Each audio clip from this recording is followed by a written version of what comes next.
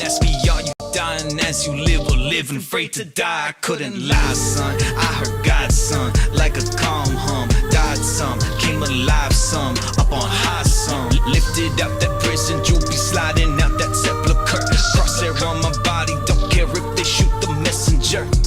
Ain't no weapon shall prosper, gospel flow out me like lava. No enemy that we can't counter, Mouser. I spit heat throughout the heavens to the valleys, from the highs into the lows. Everybody. I can't do it. Okay. We'll do it live. Okay. No. We'll do it live. Fuck it. Do it live. I'll write it and we'll do it live. Right. Fucking thing sucks. In 5, 4, 3.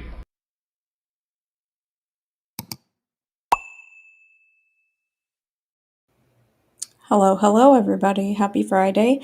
Hello to Pesadilla, Dream Date Charlie, and hello, Mortuary Woodchipper, Eshni, and Caden Christian, Anthony Kimball. Good evening, everybody, and I hope that you guys are about to have a good weekend, TGIF, right? So, this is obviously not my, normal sort of wheelhouse, but we'll get into all of that spiel, and I'm definitely, looking forward to engagement from the chat. This is something different, so it's not going to be all one and done in this presentation, because I'm kind of like trying to tear this thing apart from multiple angles, because you guys know that I love genealogy, right? Hello, Russell Cook 76, my third eye, Child of Light, and Nick Urigo. So I'm going to go ahead and run the intro, and then we will get into it. Come on, let's go. Welcome to the United Snakes, land of the thief, home of the slave. Grand Imperial Guard, where the dollar is sacred and proud. Let's do the shit for real, come on now. Smoke and mirrors, stripes and stars, stolen for the cross in the name of God. Bloodshed, genocide, rape and fraud, written to the pages of the law, good law. The cold continent latchkey child ran away one day and started acting foul. King of where the wild things are, daddy's proud, cause the Roman Empire done passed it down. Imported and tortured the workforce and never healed the wounds or shook the curse off. Now the grown-up Goliath nation holding open auditions for the part of David. Can you feel it? Nothing can save you. You question the rain, you get rushed in and chained up. Fist raised, but I must be insane, cause I can't figure a single goddamn way to change. But welcome to the United Snakes, land of the thief, home of the slave. The Grand Imperial Guard, where the dollar is sacred and power is God. Welcome to the United Snakes, land of the thief, home of the slave. The Grand Imperial Guard, where the dollar is sacred and power is God. All must bow to the fat and lazy. The fuck you obey me, and why do they hate me? Who me? Only 2 generations away from the world's most despicable slavery trade. Pioneered so many ways to degrade a human being that it can't be changed to this day. Legacy so ingrained in the way that we think we no longer need chains to be slaves. Lord, it's a shameful display. The overseers even got raped along the way. Cause the children can't escape from the pain, and they born with the poisonous hatred in their veins. Try and separate a man from his soul, you only strengthen him and lose your own. But shoot that fucker if he walk near the throne. Remind him that this is my home, now I'm gone. Welcome to the United Snakes, land of the thief, home of the slave. The Grand Imperial Guard, where the dollar is sacred and power is God. Welcome to the United Snakes, land of the thief, home of the slave. The Grand Imperial Guard, where the dollar is sacred. All right. Hello, everybody. And hello, Tara Jackson. And hey, Jonacide. And I have not seen the movie Disturbing Behavior, so I have no idea what you're talking about, but maybe I will check it out. So, who has seen, I know Dream Date Charlie has, who has seen the HBO documentary about the yogurt shop murders?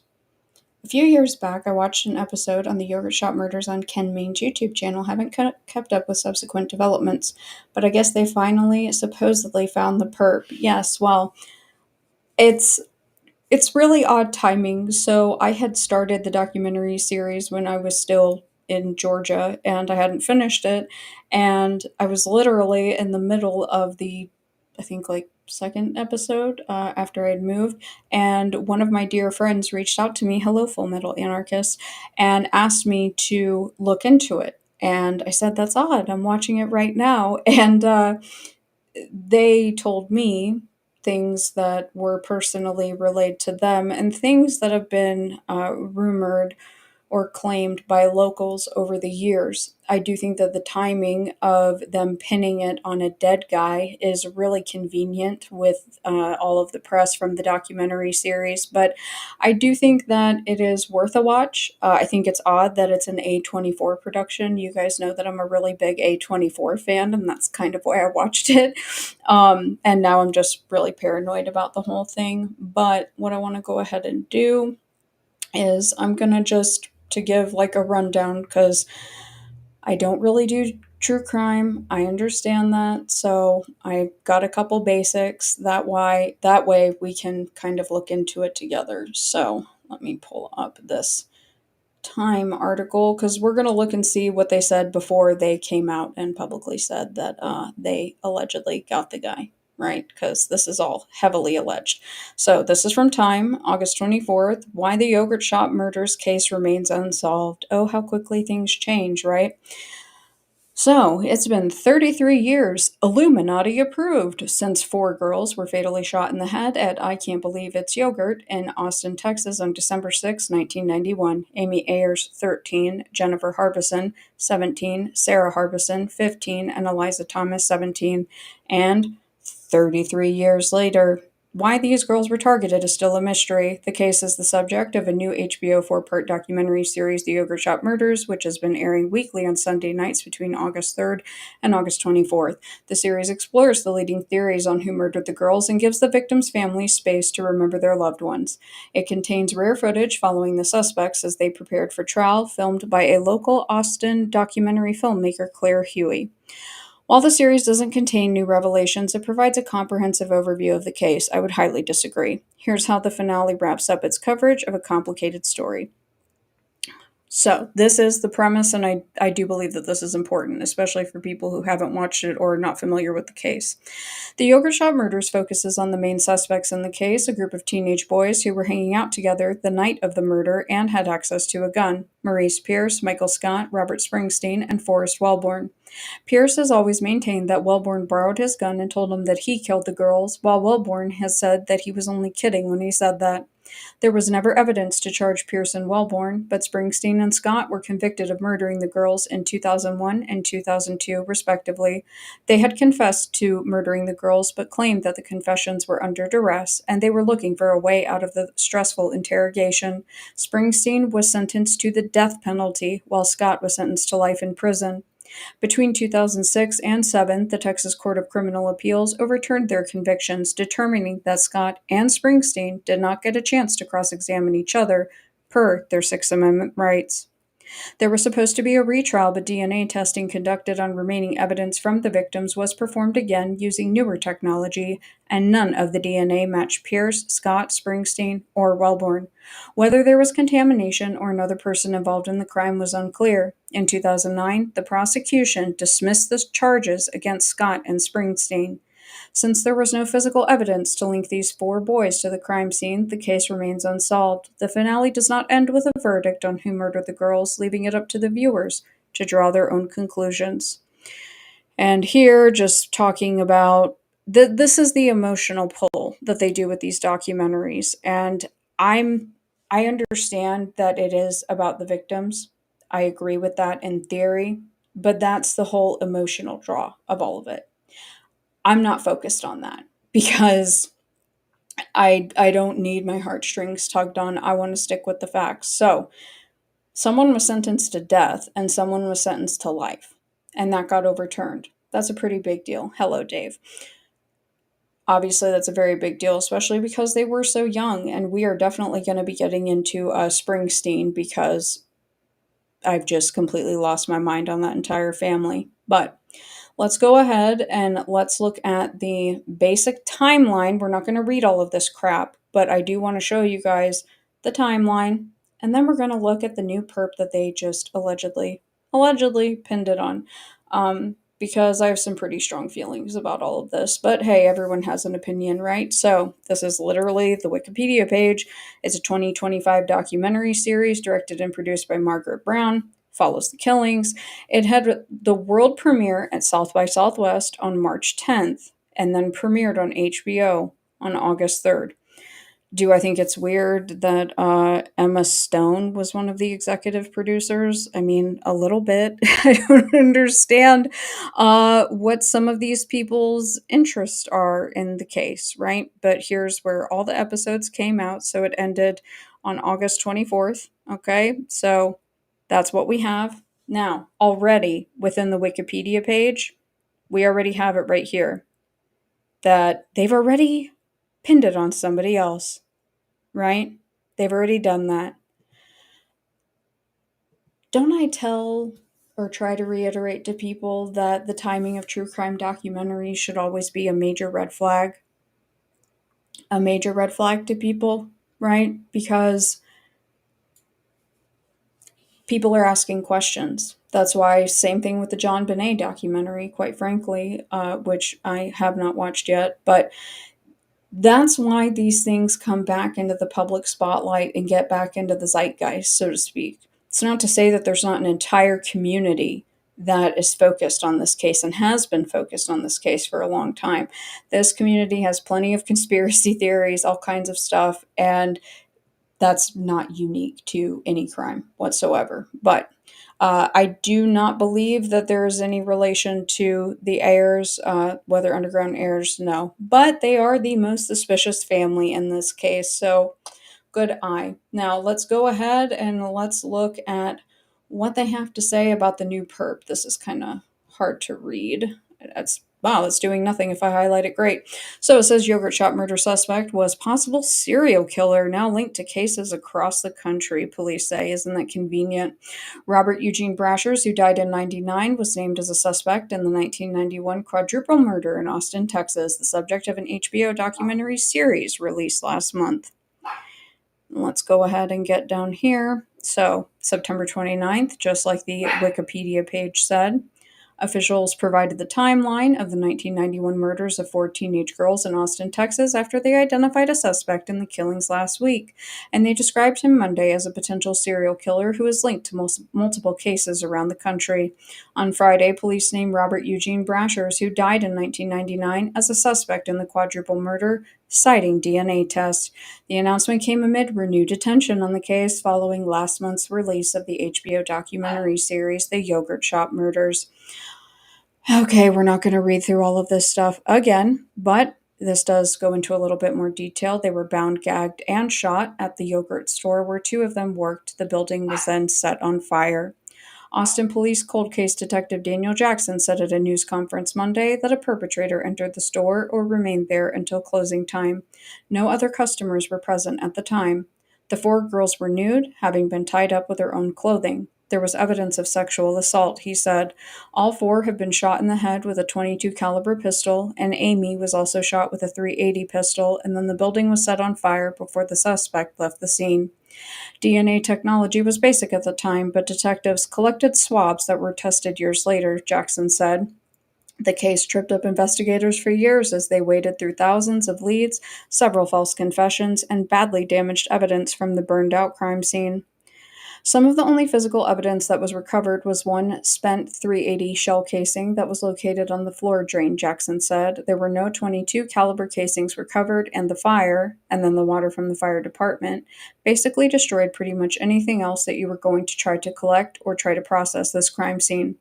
4 males, this goes through the whole thing again. Here we go again, right? So, in preparation for the new murder trials, the district attorney's office and police set out to examine the sexual assault kits from the case with YSTR testing, which looks at genetic information on the male chromosome.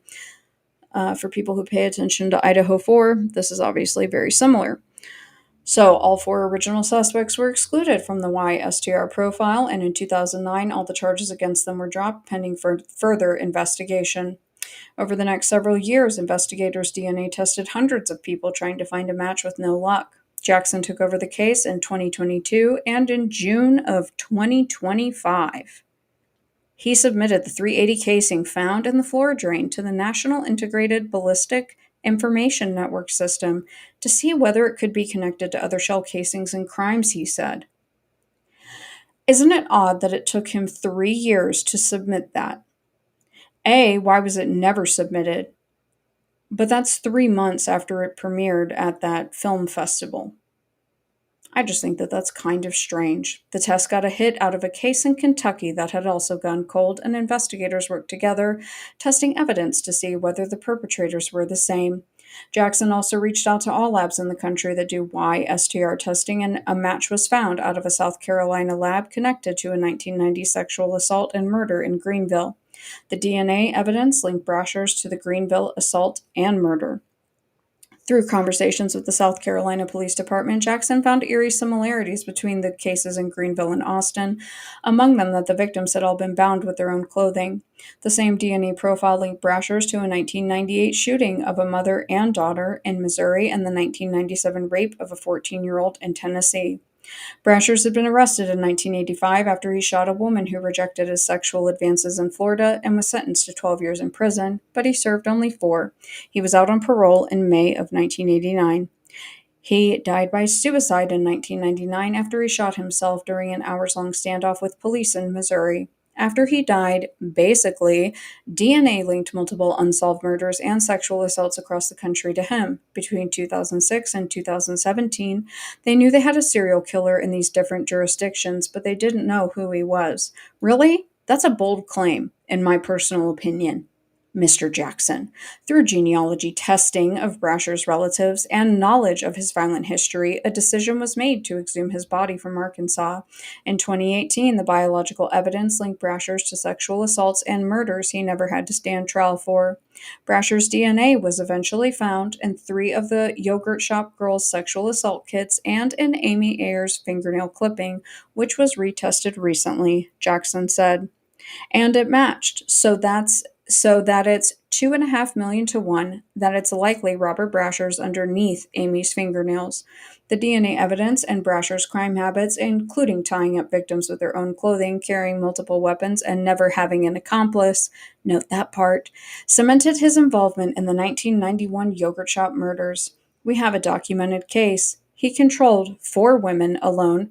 Excuse me, they were not women, they were children, tied them up and sexually assaulted. Oh, well, sorry, he's talking about a different case in Memphis. So that's something he's able to do. My bad. His daughter, Deborah Brasher, said she believes her father could be responsible for the yogurt shop killings. It sounds like my father, she told NBC News. Deborah Brasher's called her father a coward for his actions. He deserves to be here and to be put through what he put other people through, she said. Jackson said solving the case required a combination of technology, good police work. Well, I again would ask why it took you 3 months after they aired the documentary initially. From multiple agencies, cooperation and timing. I'm sorry that it took 34 years for us to get here, but we're here now, Jackson said. And you know, Amy's final moments on this earth were to solve this case for us. It's because of her fighting back. I'm going to read that part again because it's going to become real relevant. And you know, Amy's final moments on this earth were to solve this case for us. It's because of her fighting back. The investigation into the murder continues, officials said. Oh, so it's not solved. Relatives of the slain girls also spoke at Monday's news conference. Barbara Wilson, Jennifer and Sarah Harbison's mother, expressed her gratitude for the police department and the recent developments. It has been so long, and all we ever wanted for this case was the truth. Eliza's sister, Sonora Thomas, said that while knowing what happened to her sister eases her suffering, it does not change her reality. Okay, well, we're not getting into the whole familial thing. Okay, so with that being said, there is a very gross sort of trend that is going on. Okay, and this trend is the fetishization of painting victims, especially child victims of violent crimes, as heroes. Okay? Because the reality of this case and again, I'm not going to be able to get this done all in one sitting, is that there is absolutely no way, and I say this with confidence, I don't give a fuck what these people say. There is no way that this was done by one person, that I don't understand how the evidence changes over time in order to fit this narrative, right? There's a very legitimate connection to a child prostitution ring that was being run by police, that involved the police and they were running it. There was a whistleblower lawsuit as well. We're not going to be getting into all of that today. But we're also going to get into something else very specific today that apparently just literally everyone has overlooked, and that is the fact that one of the accused, their parent was a cop. And their family, one of their family members, worked for the OSS and the CIA. Okay. But in regards to this fetishization of child victims of violent crimes, especially violent crimes that have, whether it's an occult overtone or a sexual overtone, I ain't with that shit. But this isn't unique now because of the true crime community. Okay. So let's go ahead and listen to this. C. Diener, James Luttrell. There is no way I could have tried this case without them. We spent countless hours working on this case, away from our families, away from our friends, and no one will understand the heart and the effort that they poured into this. So thank you. I want to thank Kathy Shank. She kept us well fed. She was the grandmother of our office, if you will. There's a reason why I'm sharing this, so I have to clarify.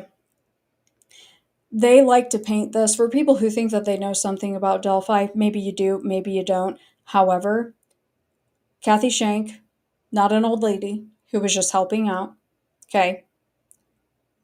She's got FBI clearance.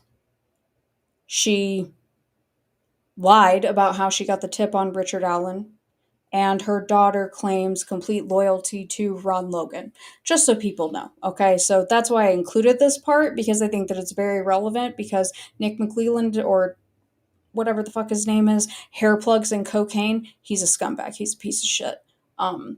But let's go ahead and let's continue. She made sure that whatever we needed, she took care of, and she never complained. And without her, we would not be here. Without her countless hours of going over filings, of scanning in documents, of looking at reports, and having the wherewithal to bring this to the attention of Sheriff Liggett, to say, hey, I haven't seen this before. Has anybody followed up with this person? Without her, we would not be here. Without her, we would not have an arrest, a conviction, and a sentence.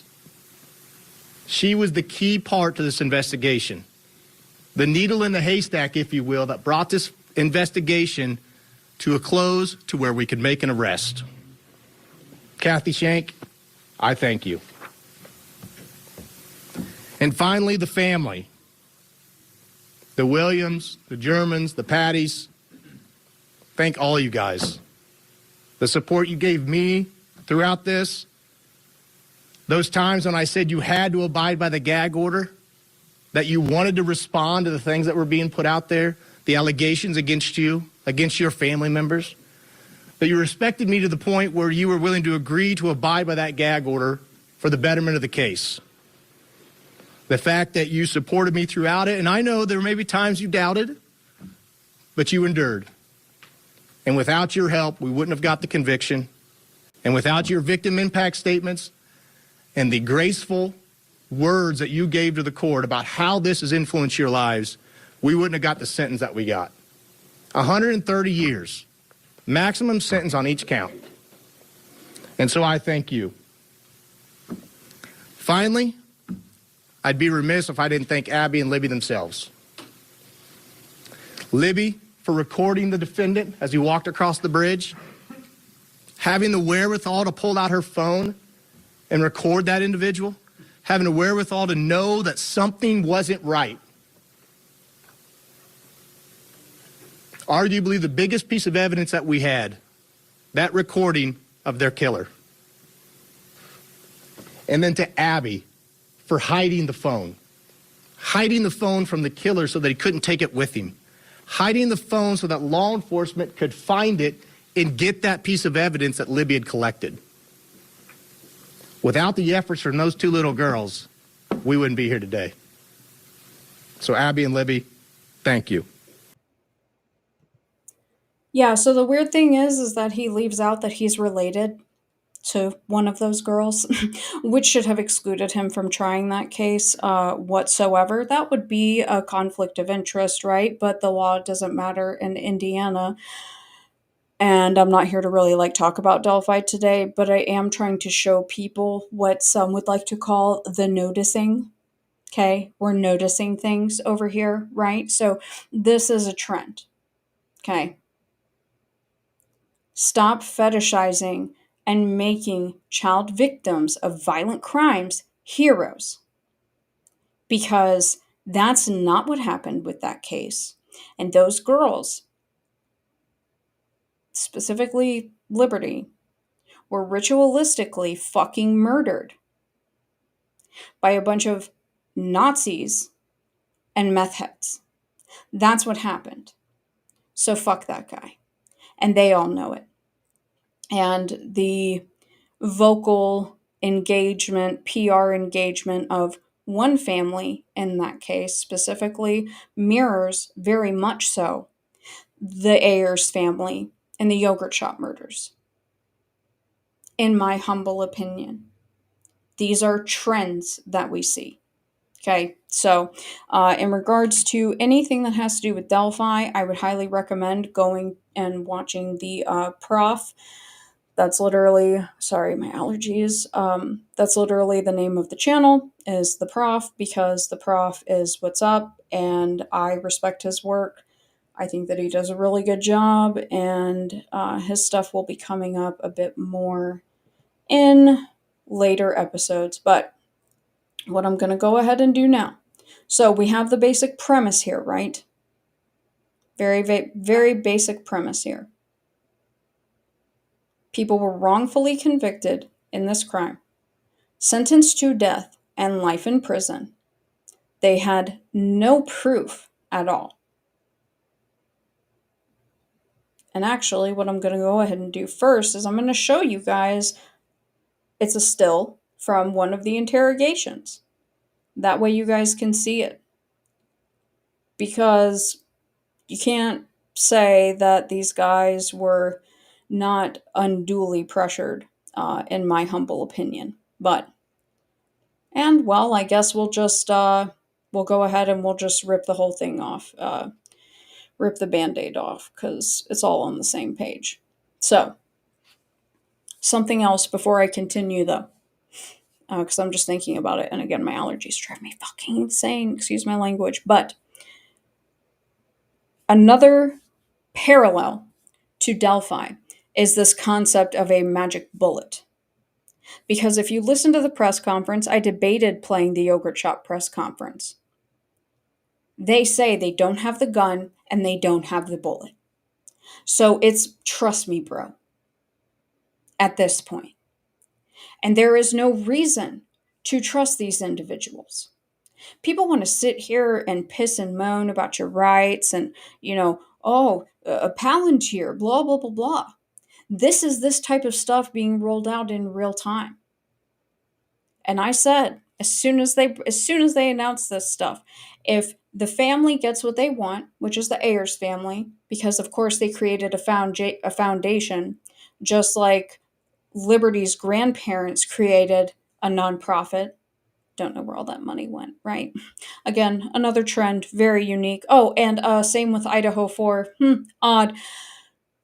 If they get what they want, which they asked for a meeting with President Trump, the Don, to, implement these cold case units into every police department. And don't get me wrong, I think that there does need to be resources allocated for cold cases. I understand that. But look at what happened with Brian Kohlberger. Look at what happened with Richard Allen. And thank you so much. I appreciate that, Tara Jackson. Thank you so much for I don't know if it's a super chat or super. Oh, it's a super chat. Thank you so much. I appreciate that. It doesn't tell me where I see right here.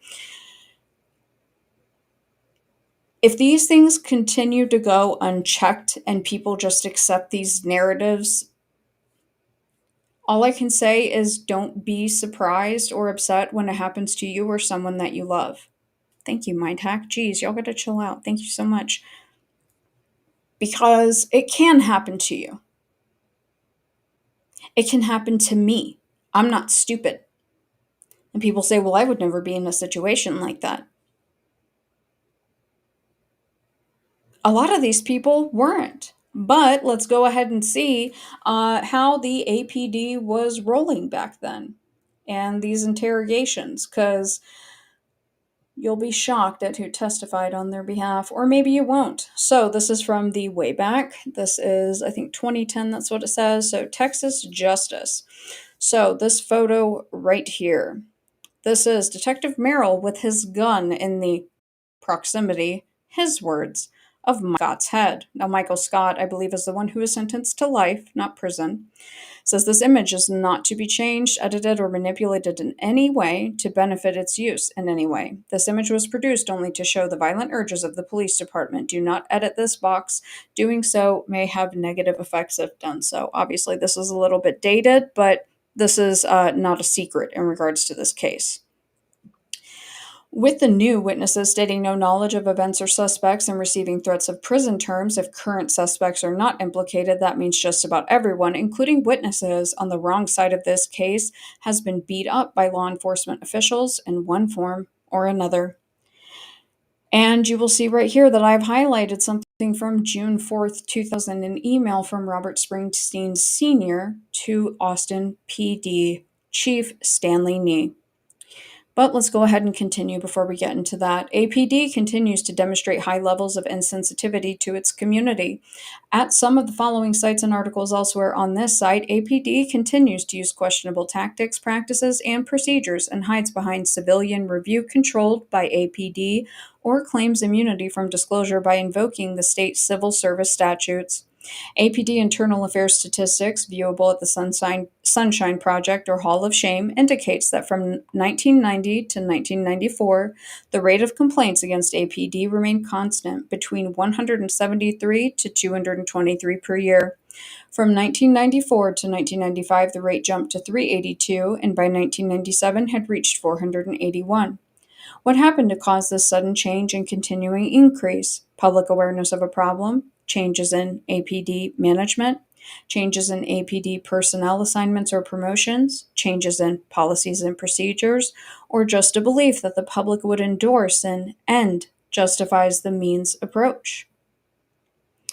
And for those who have seen the documentary, the Mexican suspects, right, they discuss that in that show, and then it just kind of gives all of these other links there. So, holding a gun to someone's head might seem a bit coercive, right?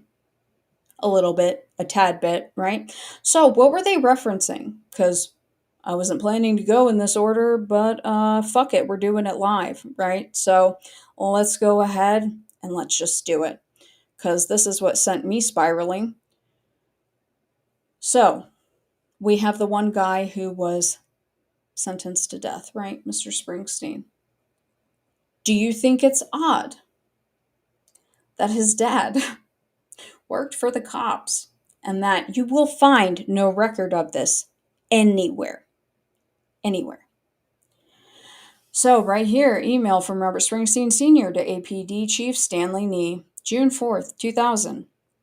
Chief Nee, as I said in my resignation letter from APD last September, so that would be 1999, I do not envy the difficulties of your job or of the responsibilities of your department, and I still hope that the results of this are satisfactory for everyone concerned. Right now, nothing is satisfactory, not the actions of APD nor the actions of the DA's office. All we have ever asked for was to be treated accordingly to the law. We are saddened and outraged to hear public officials, prosecutors in Austin and Charleston, the Texas Rangers, and others publicly pronounce these young men guilty within days of their arrest. While I'm not familiar with all the public statements you have made regarding this case, I did note that during the tag team pronouncement you had with Mayor Watson, your reported comments were directed to the hard work of your department. I wish more public officials would show a better choice of words and intentions. My son has been on a 23-1 lockdown schedule for 8 months now. He doesn't even have the rights of a convict. Hi, for anyone that's been paying attention to Delphi, doesn't that sound like Richard Allen when he was a pretrial detainee being tortured at Westville Prison by guards wearing Odinist patches threatening to kill him and his entire fucking family? See what I mean? Okay, let's go ahead and let's get back to it. Every time a sworn officer under your command has been asked under oath, there is no evidence. There has never been any evidence. Guns are being used during interrogations. Are they lying under oath too? Is evidence being hidden from the defense? Can we expect to see manufactured evidence and testimony? I also find it saddening and disturbing to see 15 to 20-year professionals whose job it is to meticulously document things for court cases start the I don't remember who, I don't remember when, I didn't write that down, not to my recollection. Again, very reminiscent of Delphi. Your officers appear to be more concerned with collecting scalps, dodging legal minefields, and justifying improper police procedures than solving this case. I know that your job is extremely difficult with all the legal weenie stuff that comes up, but haven't you, your personnel, DAs, judges, and other public officials sworn to uphold the laws? Where is the decision process that should have said there is no case here? As difficult as it may be politically, when will someone finally say that this case needs to be dropped? Actually, as long as my son is there, we'd like a trial, and soon. How much longer can we expect your people to investigate this case? Are these young men and their families supposed to wait forever to see that justice is done? What has been going on for 8 years? Do you really believe that this case was solved in 4 to 5 weeks during August and September of 1999? I do understand that you're not driving this bus, but you do have or are supposed to have control over your people. In addition to legal obligations, you and your people have a moral and ethical obligation to the citizens to provide honest and even handed law enforcement. While the DA's office may be quarterbacking this case, your department is carrying the ball and not doing a very good job. I think you know that these interrogations did not produce confessions in the either moral or ethical sense of the word, much less the legal problems surrounding the interrogations. I think you know this is a political fishing expedition at the expense of our sons and our families. The media has been remarkably neutral and reserved in their reporting. Doesn't that tell you something about what they see and hear? Is there no one in public office who has the guts to speak out about the status of this case? Pronouncing these men guilty and then hiding behind a gag order on issues that are crucial to the lives and freedom of these young men and the confidence of the citizens in their elected and appointed officials is cowardly and stupid. Oh, that sounds like Delphi too. It is cruel and unusual punishment, although not that unusual from what I've read. Badges, appointments, and elections should be lost over the handling of this case, and I mean more than one. I don't expect that that will happen. It will not surprise me when commendations are passed out like cake at a birthday party, regardless of the outcome, if they haven't been given out already. It is disgusting to know that the Texas Rangers have already issued at least one commendation for solving this crime, and the commendation contains significant errors of fact, like everything else we've seen so far. I fully expect to hear cries throughout the city that these guys did it, we just can't prove it, as everyone runs for political cover. Your people coerced and threatened statements out of Scott, did the same to my son, did the same to Roy Rose, and tried to do the same to all the other witnesses. My son's interrogation doesn't even meet the minimum requirements of Texas criminal code, regardless of legal rulings. That's true. Is this case so important and the moral climate in Austin so corrupt that you, your people, the prosecutors, and judges would kill 4 young men to keep from looking like fools? I'm not sure I want you to answer that last question, which tells you what I think. I do wish you good luck. I do wish you the best in trying to do your job. I'm just sorry and disappointed that you don't seem to be able to control your people once the Inquisition begins. Sincerely yours, Robert Springsteen, Sr. So,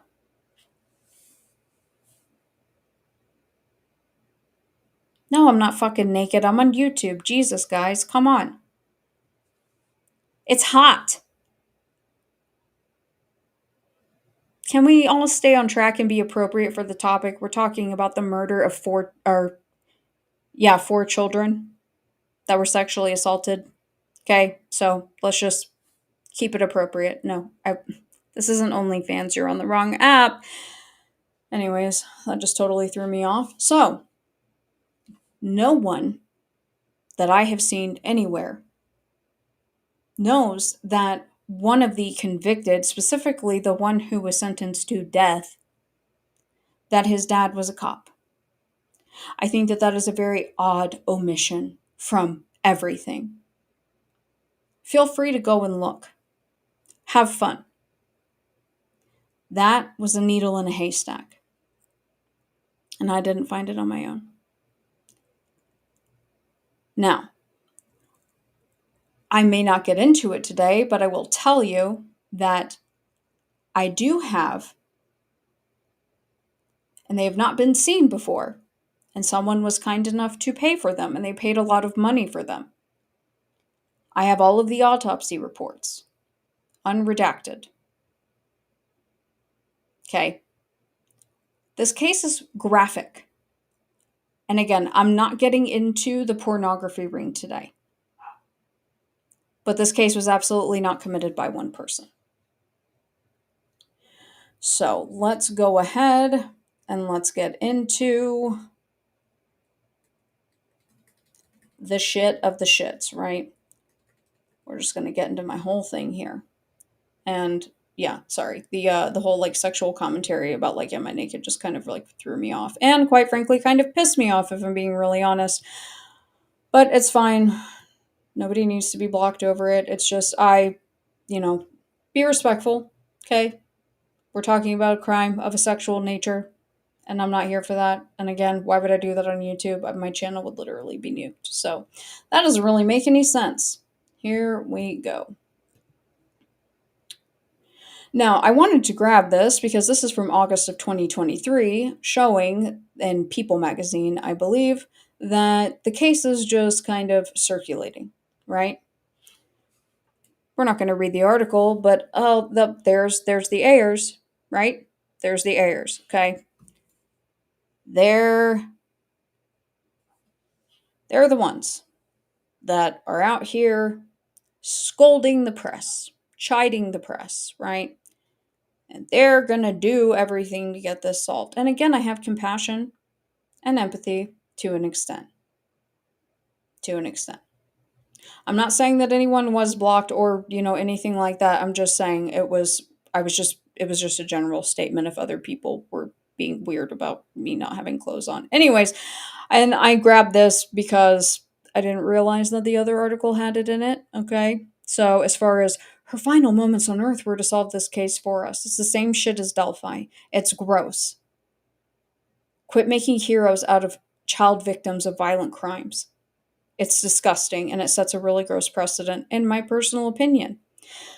So, right here, this is Springsteen, right? We're focusing on Springsteen. Now, right here, he is listed as Robert Burns Springsteen Jr., okay?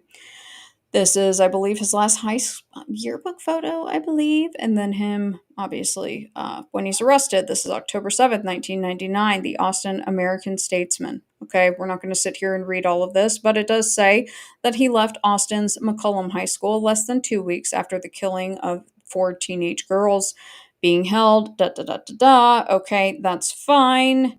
Over here, so he's arrested in West Virginia. Okay. Now, down here, what is this? This is going to become relevant as far as the genealogy stuff, okay? Because it says Mr. and Mrs. Robert B. Springsteen II, Park Forest South, a boy, December 4th, 1974. So this is the Chicago Times. With genealogy, the thing that's really annoying, especially if you have names that are running in succession, it's going to become a bit complicated in the reporting. Okay, but I did have to highlight this because you're going to see why. But obviously, we know Stan Nee, right? So, Dad, when did Dad retire or hand in his resignation? Oh, about a month prior to this, according to his letter, roughly, give or take. He said September of the year prior, right? So, per Chief Stan Nee's instructions, we are not able to comment on any aspect of the investigation. Oh, okay. That's interesting. It's odd. It's odd, right? And I'm not here to rehash all of the fucking details of this case. You want to learn about it? Go watch the documentary, okay? I don't need to sit here and go through every single little thing, and I have no interest in it. Other people have rehashed this on true crime podcasts. That ain't what I'm here to do. Now, right here, they do properly cite his name. This is from November 19th, 1999. Robert Burns Springsteen the Fourth. That is his name. That is his birth name. Okay? So, now that we have that, this is Dad. Okay? So, this is Robert Burns Springsteen III. I have spent the past 24 to 36 hours verifying this 10 ways from Sunday. Okay? Now, if you will notice, we have him in Houston. That tracks, right? And then we have him in Indiana. And then we have him back in Texas in Mesquite. And then we have him in Cloverdale. Birth date, January 1945. And right here it says Valparaiso High School, 1963. Okay? And right here again, row 4, R. Springsteen. He's the guy with the glasses right here, I think. Unless, because he's 6 down, and he's definitely not that guy. So yeah, I lined up on him. This is also Valparaiso High School, 1963. Robert B. Springsteen, January 1945. Again, Houston, Texas. And this is Dad. So, who's Dad? Let's go ahead and zoom in, right? He's 5 years old, birth date about 1945. Cool, that all tracks. He was born in Maryland.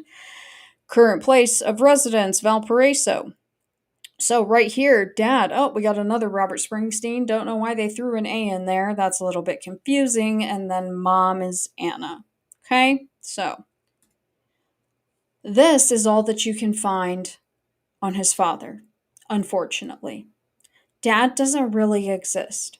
So when I say that you can't find proof that Dad was a cop, I mean you can't find proof of Dad for anything. The only thing that you can find is this foreclosure from 1983, and that they did the sheriff's sale, and that same year there was a stillbirth, which is very sad. But it does list Mr. and Mrs. Robert Springsteen of Valparaiso as the grandparents on the dad's side. Okay, so I'm verifying this 10 ways from Sunday. Now, right here from the book Who Killed These Girls? Cold Case, The Yogurt Shop Murders by Beverly Laurie, it says, that same morning at 8:44, about when the girls were entering their classrooms, Austin Teleserve received a missing persons report. Identifying himself as Robert Springsteen Sr., the caller said he hadn't seen or heard from his son since 10 o'clock on Wednesday night, December 4th. The boy hadn't attended school on Thursday and wasn't there today either. Teleserve had been set up to field calls about minor incidents that didn't require sending out an officer: old burglaries, lost pets, missing adults. Sidelined from street duty by an injury, 10-year APD veteran Mary Ann Hughes took the call.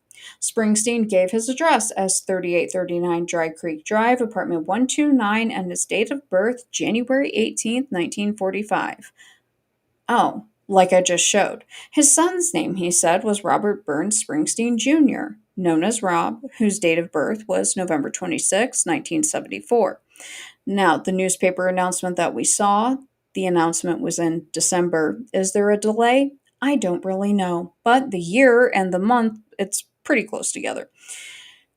His address is the same as his father's, but one apartment over. He described Rob as 6 feet tall, slim, 150 pounds, light complexion, hazel eyes, brown hair styled in a buzz cut with a tail, a mullet.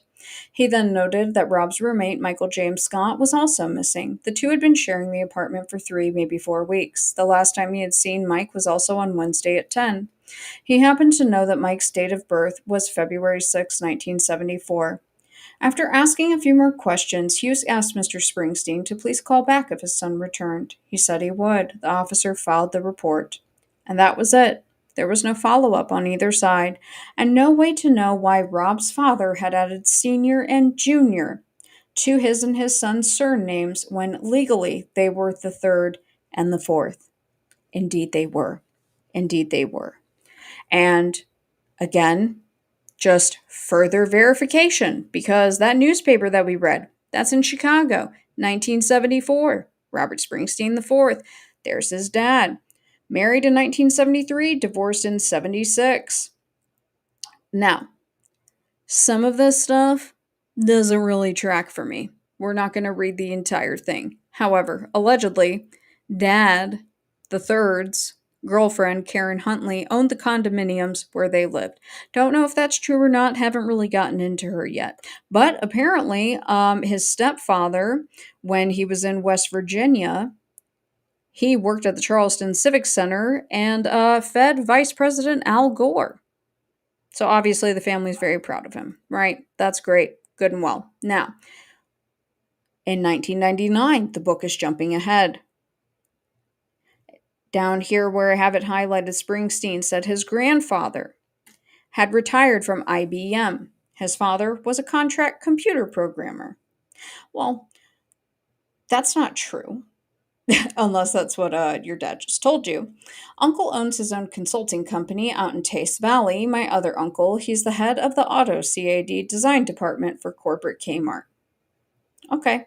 All right, whatever you say. Your dad says otherwise, quite frankly, but that's what we have so far. So, who is the grandfather? Because grandpa is the impetus for all of this, right? And the alleged perp, the guy who gets the death sentence, well, he's the fourth. So this is the second. Obviously, quite dashing in his uniform. We all like a man in uniform. I mean, hey, I know I do. But this guy is a fucking spook, okay? And then this is obviously a much later photo. But right here we have Valparaiso, Indiana. So Robert Burns Springsteen III, who is he? Well, he worked for the OSS, and he also worked for the CIA. He was the finance officer of dispersing for the OSS, acquired, dispersed, and accounted for foreign currencies used in all the OSS activities in Europe. It says in World War II, he was a captain, finance department, again in charge of special funds for the OSS in Paris, dispersing funds for all the secret intelligence operations on the European continent. He was the recipient of 3 battle stars and commendations from General W.J. Donovan, good old Donovan, and General Dwight D. Eisenhower. In 1950, during the Korean conflict, he was called back to the Central Intelligence Agency, serving from 1950 to 1956 as a finance and administrative officer. He also is well known in this area for his fiber works, which are held in many private collections, and Faith Memorial Lutheran Church and several Valparaiso University buildings. Who are his survivors? Now, his other wife dies before he dies, and he does get remarried, but right here, a son, Robert B. III, of where? We saw Cloverdale earlier. Ah, interesting. And a grandson right here, Robert B. Springsteen IV. Huh. Imagine that, right? Now, up here, to further validate that his dad is the correct Robert Springsteen. This is in 1950. Robert B. Springsteen has accepted a position with the U.S. State Department, and they plan to move from their McIntyre Court home to Washington, D.C. vicinity around Thanksgiving. Springsteen has been affiliated here with the Valparaiso University as comptroller for a number of years. Miss Springsteen will be near her former home, which was in Baltimore, Maryland. Right, so we know that Dad, the third, was born in where? Maryland. Boom. See how easy all of this is to cross off?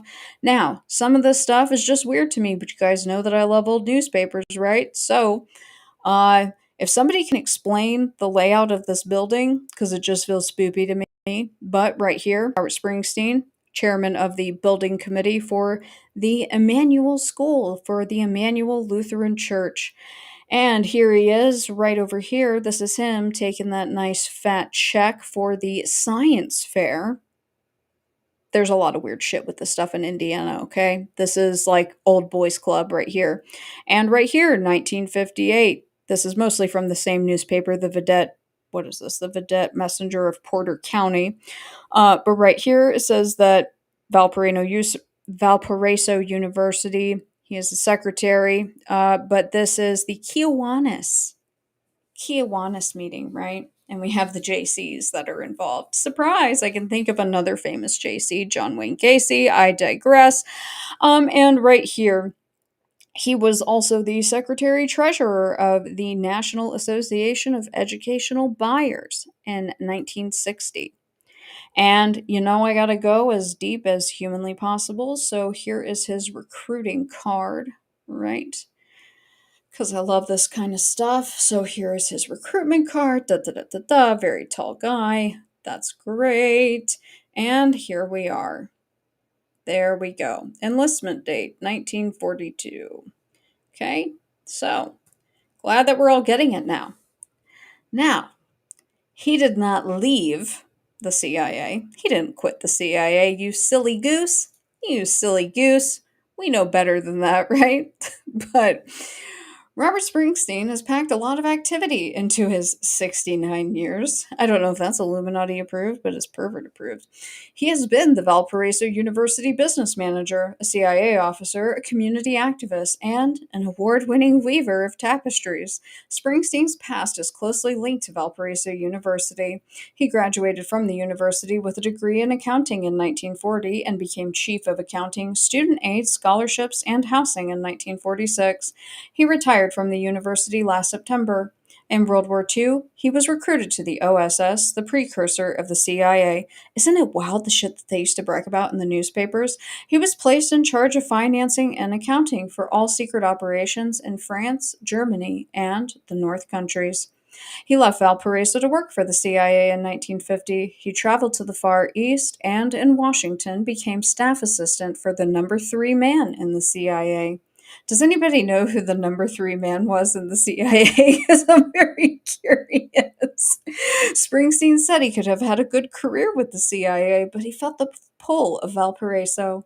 I was invited back to the university, Springsteen said. I thought it would be better for the kids to be in a small community. There were also my ties to the university and the church. Springsteen said the university has grown considerably since his early days there. It was much more personal and less sophisticated in its equipment and furnishings. 50 years ago, it wasn't nearly as advanced as it is today. There were only 2 telephones in the girls' dorm for 110 girls. Now there's a phone in every room. There were very few autos on campus. Now everybody has a car. When I was here in the 30s, there was no gym. We had to walk up to the high school, now Ben Franklin Middle School, for basketball games. It felt real good for me having been there all those years, he said. I feel as though I helped achieve something. There was very little there when I started. Now the campus is somewhat self-contained in terms of student activities, Springsteen said. In the 30s and 40s, there wasn't much to do on campus. And there he is, weaving some stuff. Weaving a little bit. Okay, we're going to see a lot more of that. This dude loves to make tapestries. Sitting in front of the fireplace or going downtown for a movie were about it. We did a lot of hiking around Sagers Lake in the fall and spring. We could take hay rides to the dunes because there wasn't much traffic. In more recent years, Springsteen helped with the development of Greenwich House, 351 College. It was for women who were ready to be released from the Westville prison, which used to be a mental health rehabilitation center with 2,200 patients. There were women who were ready to be released but had no place to go. I helped on the physical end, and my wife was on the board of directors. If the name Westville Prison sounds familiar, it's because that's where Richard Allen was tortured by Odinist guards. And the life of himself and his family, including his wife, mother, and daughter, were threatened.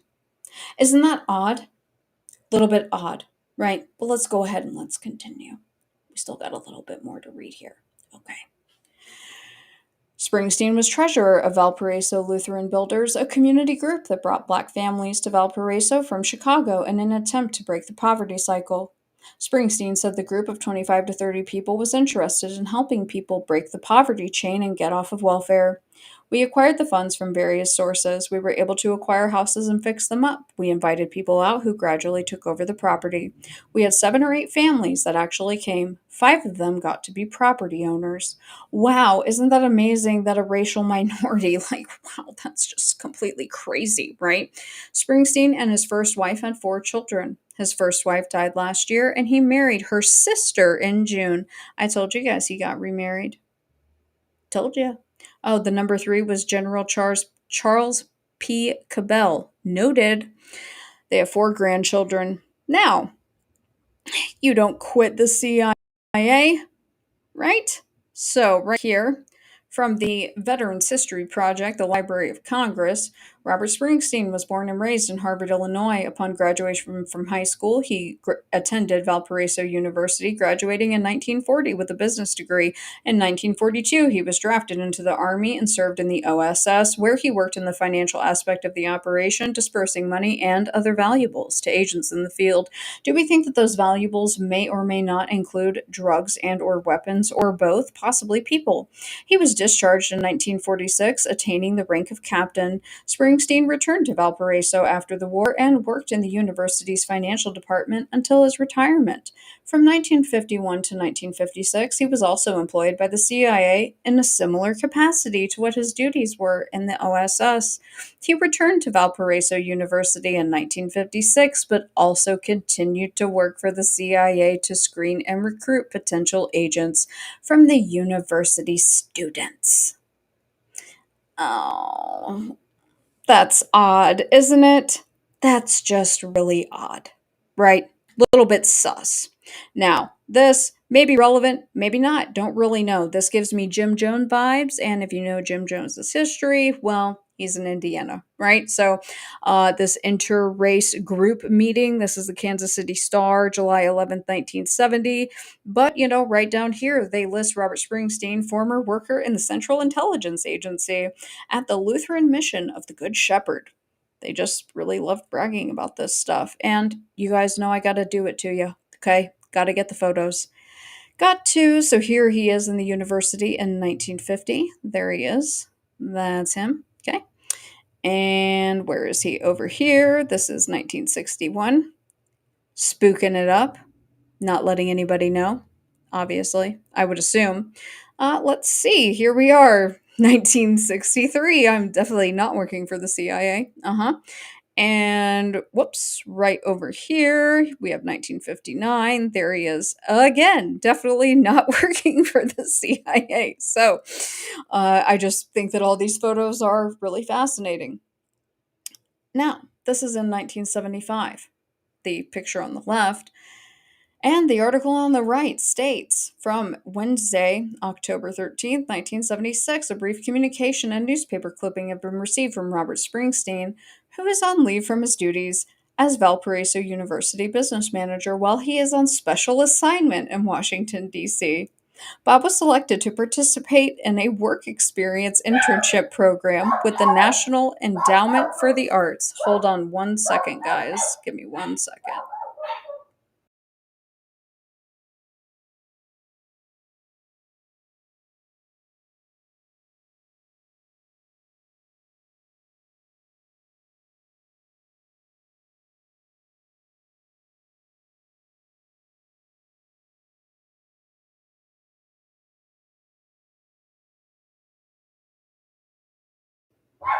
Oh, sorry. Hold on. Hold, please.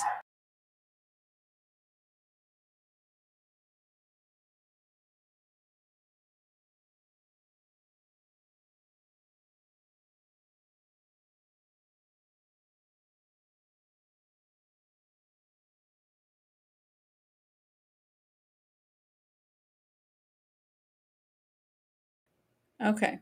Think we're good now. Sorry. Anyways.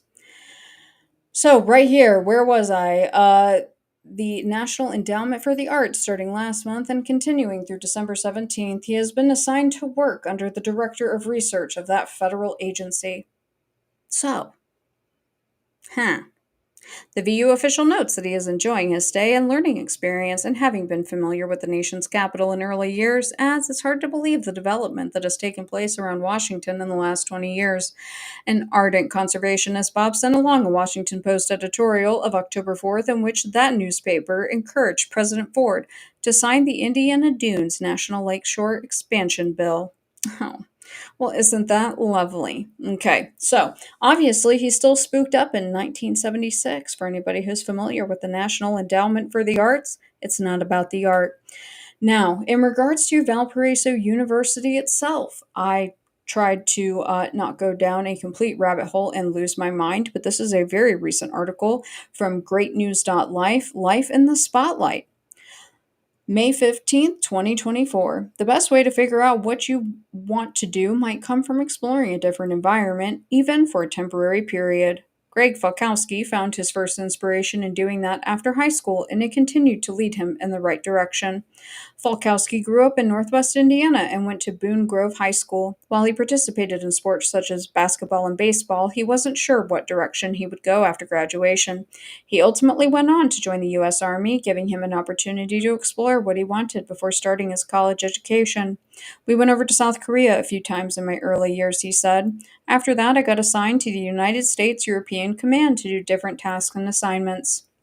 I was also in Army intelligence and thought about doing government work for an agency like the CIA, FBI, or NSA. It led me back here to Northwest Indiana, where I took classes geared towards that at Valparaiso University. So, for anybody that knows anybody that's at Valparaiso, kill Bill sirens and keep your head on a swivel because they're getting them real spooked up over there. Okay? Now, it mentioned his sister. I just grabbed it because the School of International Service at the American University is also extremely fucking sus. But this is Dad's sister. So, the third's sister, Margaret Springsteen. Okay? Now, in regards to the tapestry, look at him. He's just weaving it along. Weaving it along, right? He's having a great time. 1975, 1977.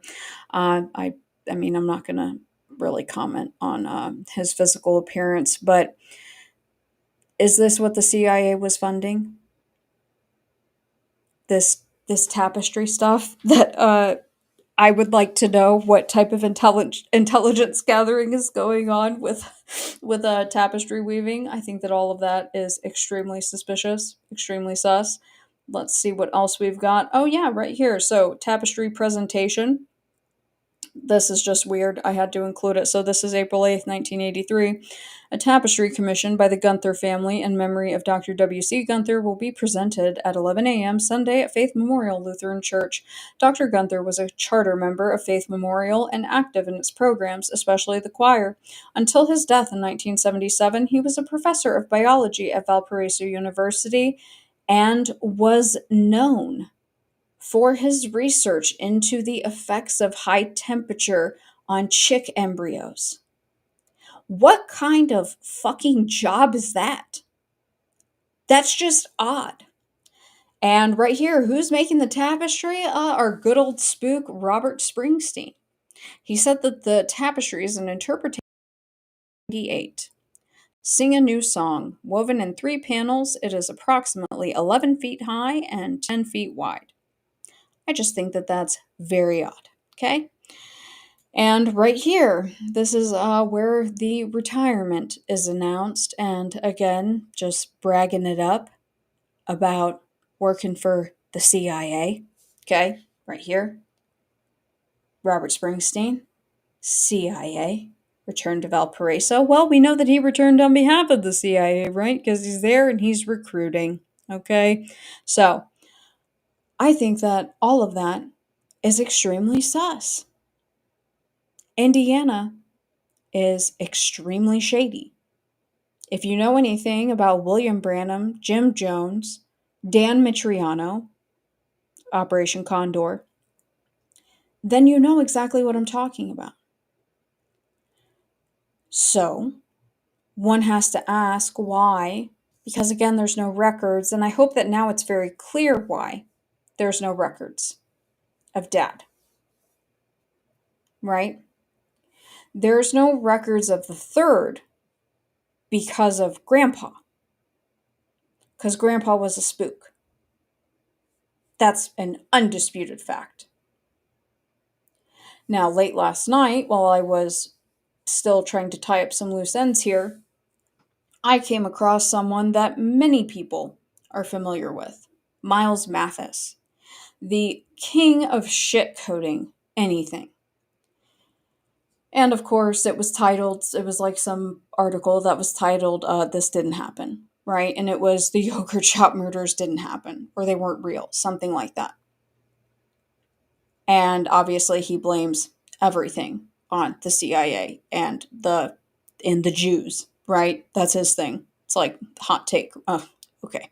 But in looking at what he had presented about the Springsteens, because Miles Mathis is fucking lazy, in my opinion, and is just out here to stir the pot and cause shit, excuse my language, he completely jumped the boat looking for Dad at all, which is unfortunate. Because again, someone was kind enough to send me that letter from Dad resigning from the Austin Police Department, naming his son, looking at a couple of those books, verifying that information, then looking at the census information and verifying that yes, Robert Springsteen IV is absolutely related familially to the CIA.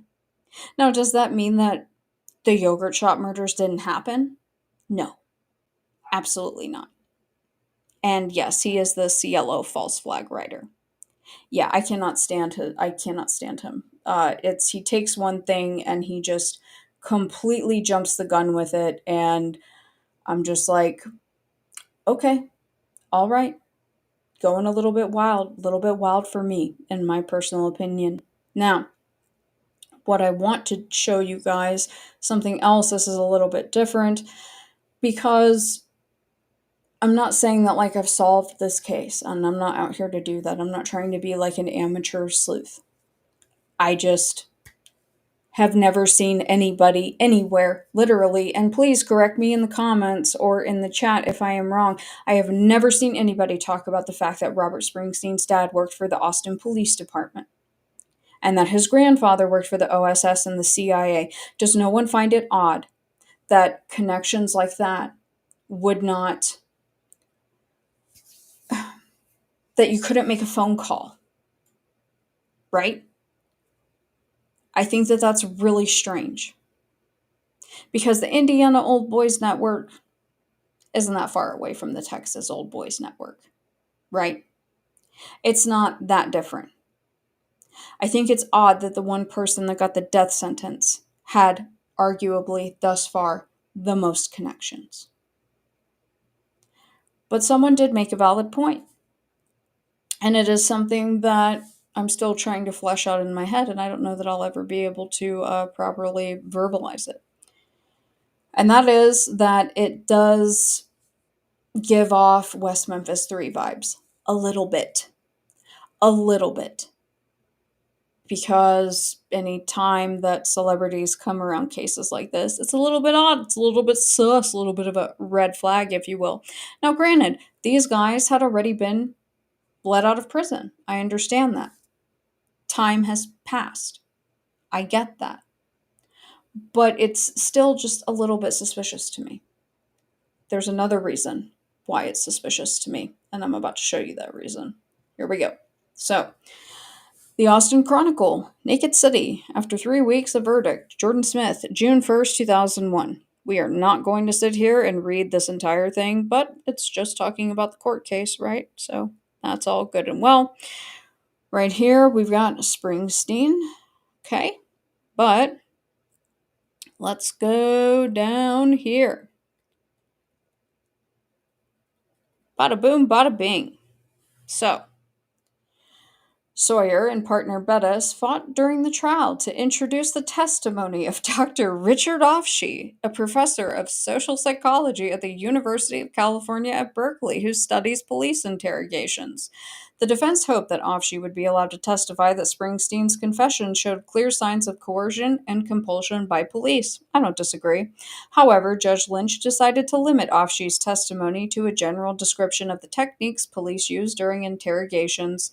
Allowing Offshee to judge whether Springsteen's confession was coerced would be like asking the jurors to forego their opinions and rely on the doctor's opinion, Lynch said. In fact, the jury was specifically told to consider whether Springsteen's statement was voluntary during their deliberations. If they determined it was coerced, they were instructed to disregard it when determining their verdict. Now, for those of you that may be new here, or are familiar with something called the False Memory Syndrome Foundation Scientific Advisory Board, Richard Offshee was on that board. And Richard Offshee is a CIA doctor and also a cult deprogramming, and I use that term really loosely, specialist. That's a little bit odd. Yeah. I also think that that is a weird omission. Do you see what I mean about the omissions of things in this case? Have I made my point yet? And this is just episode 1. I hope that I've made my point. Now, the next thing that I would like to show you, and this I have no idea if anybody has seen this or not, but we'll just kind of go through it. This is a document that was sent to me that, again, someone was kind enough to pay for. And I think that this will kind of be a helpful segue into the eventual topic. So let's go ahead and look at this report. So, Austin Police Department, General Offense Hard Copy, Capital Murder. Okay. I did not redact any of this. Okay? This was not me. Reported December 6, 1991. Remember that one book said that the dad reported him missing? That's a narrative that I didn't remember. But hey, what the fuck do I know? Right? So, it's just so odd. Look at all this stuff that's redacted, right? Redacted. Here's the press release. Now, for those of you who have watched the documentary, John Jones. Okay, here we go. Austin firefighters responding to a fire in the store found 4 victims deceased. Yeah, they did. We're going to be talking about that too. Now, initial report. This was my tipping point. This was the start for me. This was the go. The initial report. Troy Jean Gay. I was patrolling eastbound on West Anderson in the 2900 block. I saw some smoke in the air coming from a small shopping center on the south side of Anderson. I called for the Austin Fire Department. And look at the rest of his report. The entire thing. Oh, this is supplements. I apologize. So right here. The entire thing by another cop is redacted. Why? Why is this entire thing redacted?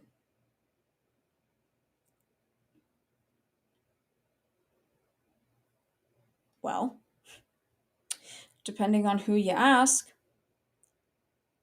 there's a multitude of reasons why.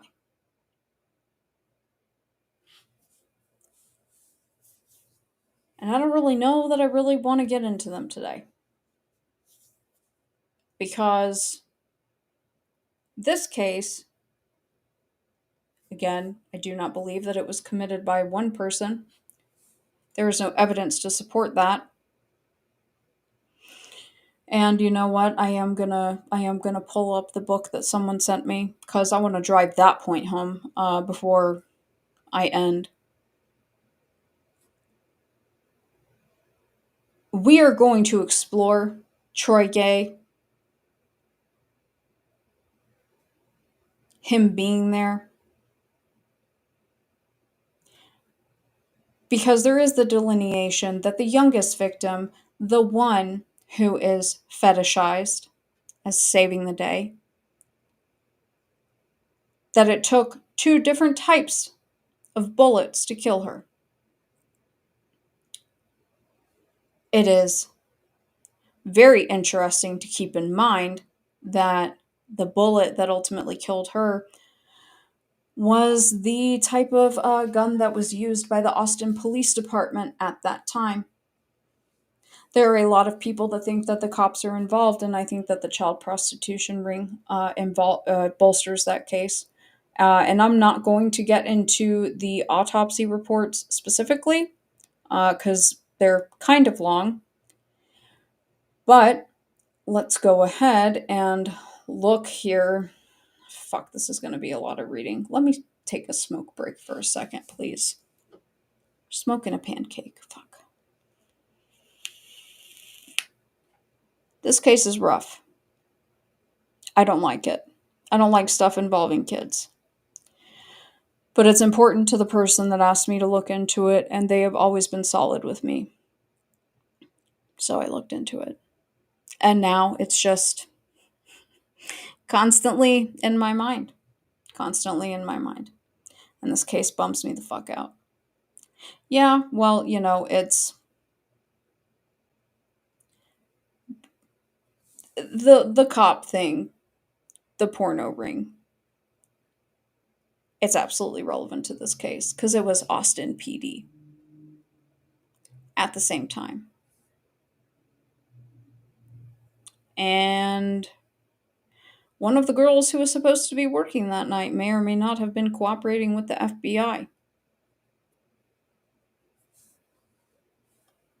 But they don't include any of that shit in their documentaries, do they?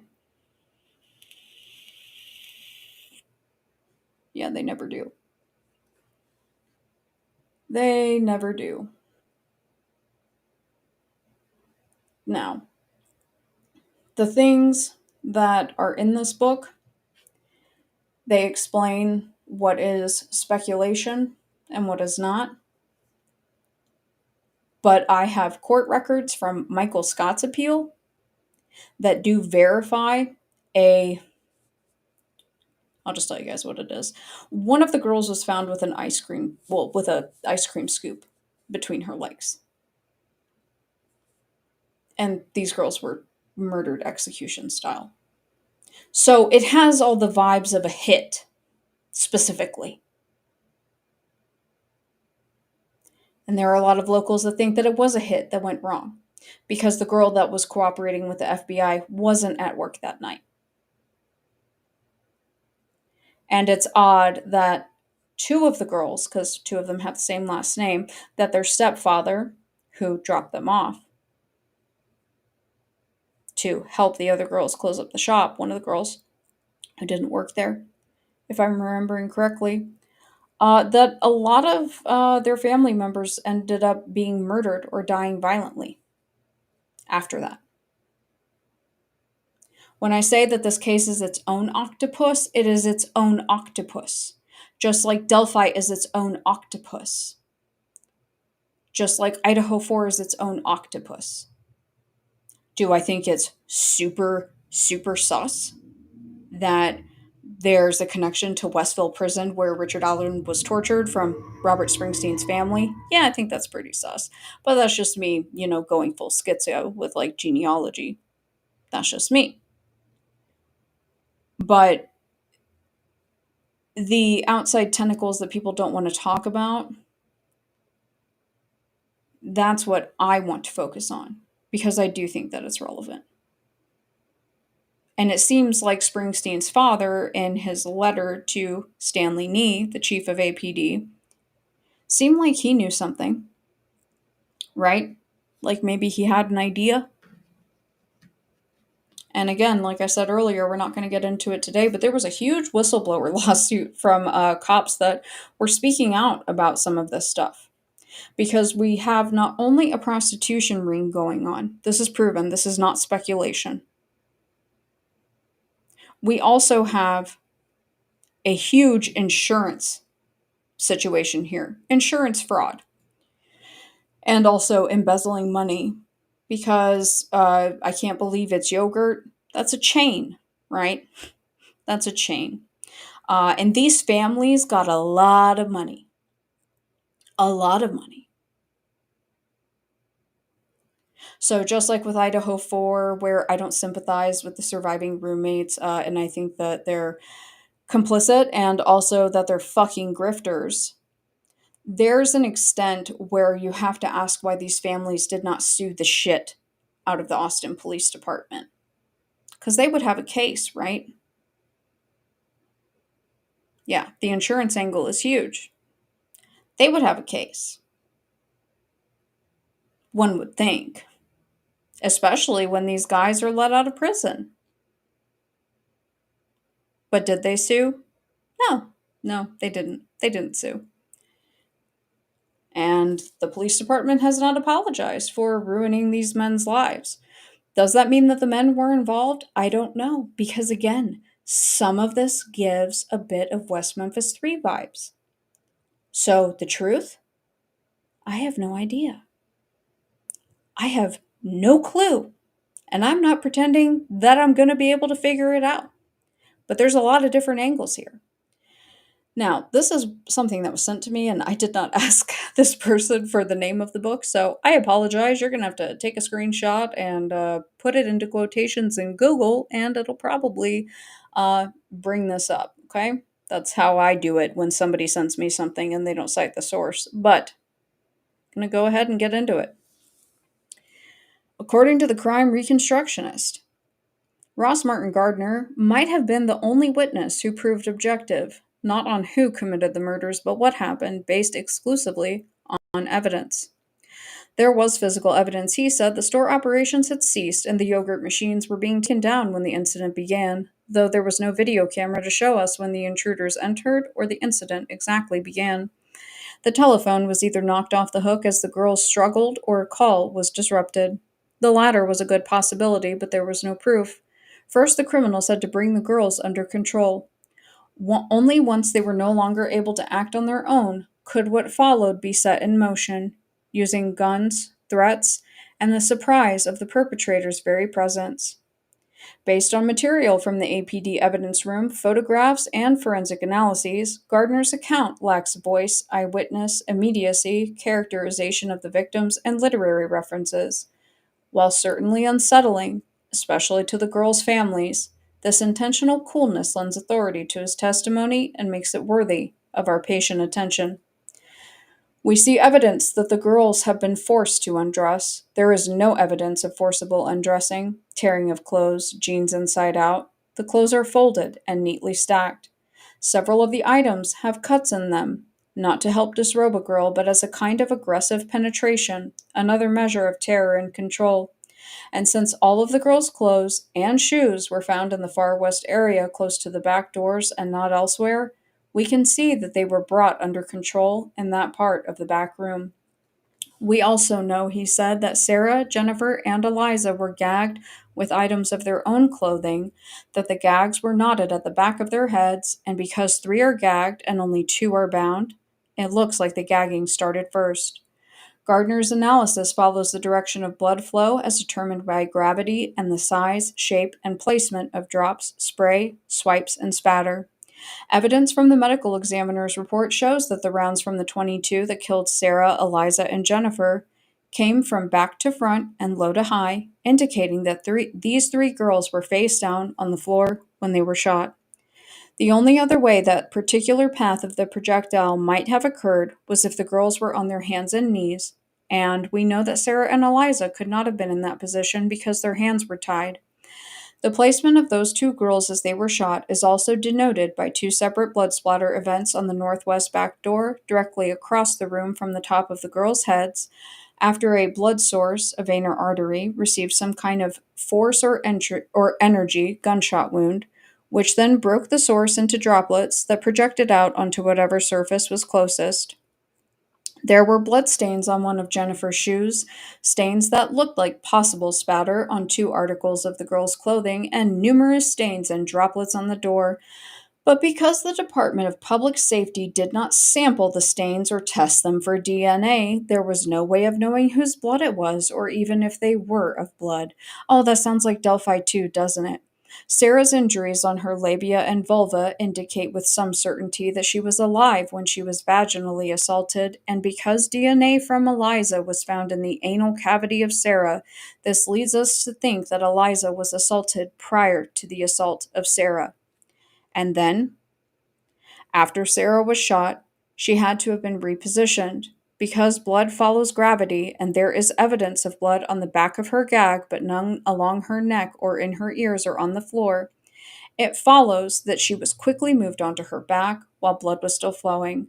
And subsequent to that, Eliza was also repositioned to lie on her back across Sarah, which we know because in photographs of the two girls, as they were discovered by the firefighters, both lie with hands tied behind their backs and their heads toward the back doors.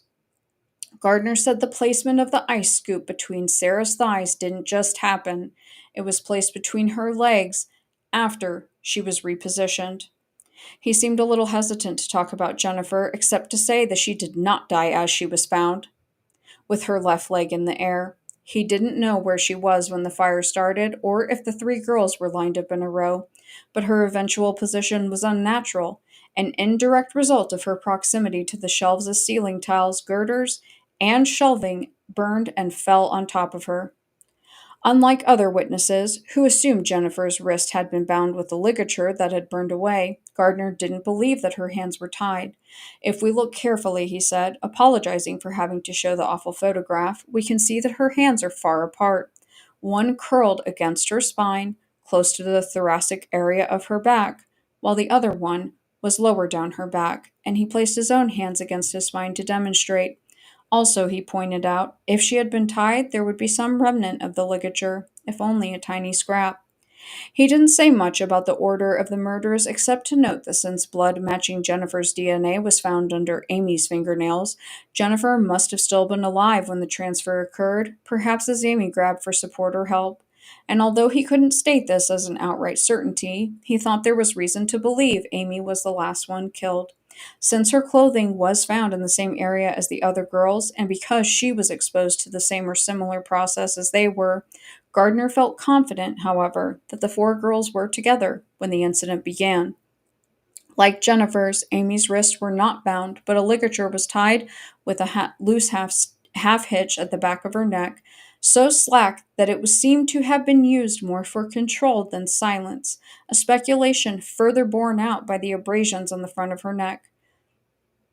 Now, that this page jumps, and that's fine, we're going to keep going, okay? So, Amy somehow managed to avoid a fatal injury when she was shot with a .22. This is just how they sent it to me, guys, sorry. Perhaps by jerking her head away, and subsequent to that, she was more than likely taken or forced into the middle area of the storage room. There were swipes and stains of her blood on both the office wall and on a trash bucket beside it, indicating that she had already been shot and might have stumbled or fallen in that direction, possibly to her knees as she was being moved by something pulling her by the sock around her neck. There were also light smears of her blood on the wall, perhaps from her hand. The shot from the .380 was then administered to the side of her head, and although Amy was found lying on her right arm, at the moment of receiving the fatal shot, she fell onto her left side and stayed there for at least a few moments. This was evident from the blood flow saturating that side of her ligature and her face and scalp. There was also blood on the floor beneath where she lay, but not on the right side of her face or under her body in the position in which she was discovered. If Gardner was certain about anything, it was that Amy did not fall into that odd position while running, and she didn't fall with her right arm fully extended beneath her. The easiest way to explain what we are seeing in terms of Amy's final position is that she lay left side down. Someone grabs her right arm. They then pulled it and extended it, dragging her out into this area, and she was rolled up onto her right side. When questioned about pulled and rolled, Gardner modified his description. She was repositioned. Staged, maybe? Since the first shot didn't kill her, they wanted to make sure she was dead after they fired the second one. Carlos Garcia conducted the direct examination of Ross Gardner. It's hard to know what effect such an unemotional rundown might have had on the jury, but from this far out, so many years later, his seems the most likely account of what happened. regarding the rapes, according to the defense. In the June 2009 bail reduction hearing, after reading the Orchid Cellmark DNA report, Jim Sawyer said from the YSTR findings, I can do exactly in what order the girls were raped. First, Amy, perhaps from behind, the sock ligature used as a kind of steadying device, like a rope around a horse's neck. It's kind of fucking weird that he says that since that family's really into horses. Continuing, the first man left a full DNA profile inside of her. The first man. The other guy did Jennifer, leaving a partial profile along with Sammy Buchanan's full profile inside of her. Then to Sarah, leaving both partials inside of her. Eliza probably last. Her lower body was too horribly burned to counter any biological evidence. Two different guys. But not Robert, not Mike, not Maurice, or Forrest. Now, I understand that all of that was extremely graphic. And we'll be coming back to the remaining couple of pages there. Obviously, that was testimony that was given in regards to what they believe happened. Because again, Troy Gay, his report is completely redacted. But we happen to have this officer who sees this fire. The firefighters, according to themselves, stumble, trip, step on the girls' dead bodies. Okay. Now, if you've seen the documentary, you will see the main investigator talk about how he's so traumatized. According to locals, so were the firefighters. And it wasn't just because of burned bodies. There were rumors, and at this point, I don't really know what to believe. There were rumors that the girls' hearts were cut out. This was told by a local whose father worked in the police department. She names her father. I have his name. I've found him. I've verified who he is. And he is a respected individual, but apparently he told his daughter this very graphic information because he was terrified for his daughter. Now, do the autopsy reports show that? No. But guess what? They also don't talk about an ice cream scoop between the girls' legs either. Okay, we have to put these things into the context of the times. And in regards to these kind of crimes, this cannot happen without the coroner, the medical examiner, etc. being on board. Am I saying that their hearts were cut out? No, absolutely not. I'm just saying a seasoned medical examiner or coroner would have an average idea of what a female teenager's heart weighs. That's all I'm saying. Now, the other thing that locals have said, because they do highlight this, not only in the documentary, they highlight it in books, they highlight it in news articles that you read, and to me, because Delphi has helped me understand this, it's the things that they focus on that should give you the most pause. And one of the things that they focus on the most is that the back door was unlocked, right? The back door of the yogurt shop was unlocked, and this is such a big point. The back door was unlocked. There are people, specifically locals, who believe that when the call came in, and they're not naming Mr. Gay specifically, but they are saying that before they called the fire department, that one of the cops, don't know who, went in and shot Amy and then lit the place on fire. Is that a possibility? Maybe. Don't really know. It's kind of like the perfect crime, right? Because you burn away all the evidence and then you soak it in water. Yeah. So I hope that people see how convoluted this crime is. And I would pray, again, don't believe everything that you read or see. Don't believe me. I don't really care. Go watch the documentary. And again, what they left out, because they don't talk about a lot of this stuff. And they sure as shit don't talk about Robert Springsteen's dad working for the Austin Police Department. No one does. Makes you wonder why, right? But this is part one of many because, yeah, it's heavy. It's fucking terrible. It gives me major, major Delphi vibes. It just gives me Delphi vibes. And I don't know if it's because it's kids, because it's young females. I don't really know. But when a case like this gets so much attention and it premiered at that film festival in March, they said, and within 3 months they get their magic bullet and their magic DNA, even though we've seen, and we're going to see more,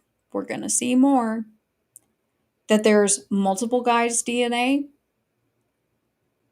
You see the reverse engineering of evidence to fit a narrative. And again, you think that it can't happen to you or someone that you love, but it can. And these people don't give a fuck. And when I'm talking about these people, I'm talking about corrupt police officers, corrupt DAs, corrupt judges. They don't care because it doesn't affect them. And that's the same thing with Delphi. I think that people need to reevaluate the situation and again consider the parallels. Obviously, this case is older than Delphi, right? But it's back in the zeitgeist now. And so, was I planning on this? I didn't have this scheduled. I didn't know that they were going to sit there and announce the suspect. I had no clue. I was like, oh, well, isn't that fucking convenient that I'm about to talk about this? I've already had it scheduled, and then they do their little press announcement. If you watch it, I encourage you to watch it. It's interesting. Gives off the same energy as that Delphi one does. They have not closed this case. They are still investigating it. They have no gun. They don't have the bullet. And again, you think that it can't happen to you. That's what everybody says. Famous last words.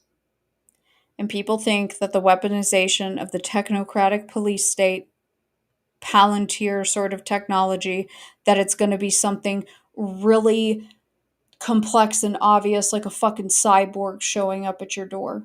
No. It's small things like this. It's shit like Delphi. It's shit like Idaho 4. And it's shit like this case. Because a bunch of people, a bunch of cases, a bunch of victims are about to not get justice because they're going to close a bunch of books with very shoddy, dare I say, fake science in regards to bullet forensics, because that ain't science. That shit does not stand up in court. Okay? How many more magic bullets do we need in the year 2025, this year of our Lord? This isn't JFK. But keep paying attention to the Epstein and the Diddy stuff. Okay? Because that's going to get you far and that's going to protect you and keep you cognizant of what's going on in the world. Is that kind of stuff. I think I'm going to leave it here for now. That way I don't go on a complete rant. Thank you guys for sticking in. If you did, I appreciate you.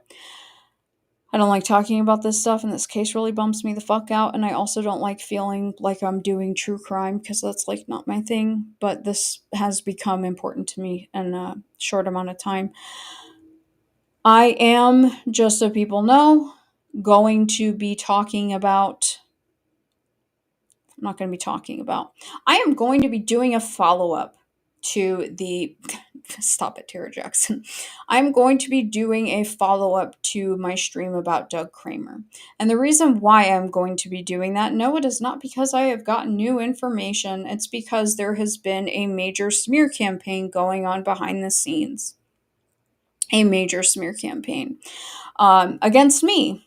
Shocking, surprise, right? Nobody can address the content or the substance of what I say. It has to be ad hominem personal bullshit attacks. So, for anyone who thought that they were immune to me showing receipts because they think that they have some, I don't know, when I've made it very clear that when it comes to the ex-Scientology community, um, them hoes ain't loyal and neither am I. I'm going to show every single thing that has been sent to me or said to me. And yes, that dog don't hunt. Because I have no patience for it. Multiple people from multiple parties have been accused of various crimes, including like murder conspiracies. Right? And this is going on across multiple platforms. And, people trying to put my, day job into question again. Right? Yeah. But I know that I've been hyping up the prof a lot this episode. And if you've been with me on Saturdays over on Patreon, I've also been talking about him there because I've been busy, as you can see, with the painting, right? I've been painting a lot. And so I've been listening to the prof. I like his voice. I think he's interesting. I also like how he handles his trolls, his gang stalkers, his harassers, and he brings the receipts. And I respect that a man is willing to call out females on their bullshit because I do think that women pull the victim card way too easily. Um, but he was able to explain his entire situation in a very eloquent way where I don't have to change anything from his script and I can read it here and it applies to this situation. And for everybody that has been with me for quite some time, you'll know exactly what I'm talking about. Because isn't it odd that there are people in the ex-Scientology community, right? And the protester community. Those two things are the same, BT dubs. I'm not going to keep delineating them anymore. They are the exact same thing. Isn't it interesting that there are people in that community that are also in the Delphi community that are simping for the white supremacist fucking meth heads? Yeah, it's real weird and it's real sus. So it almost seems like a model for these groups to follow. And I would like to highlight that because it makes it a lot easier for me. And also shows that Doug's own community doesn't give a fuck about him. And he does deserve better. I'll redact the things that are necessary. The things that are not, I won't. So you're about to find out who's getting accused of murder. Low key. If you're ready for it. And if you're not, I don't really care. Have a nice weekend. See you guys tomorrow for Sloppy Toppy Psyop Saturday.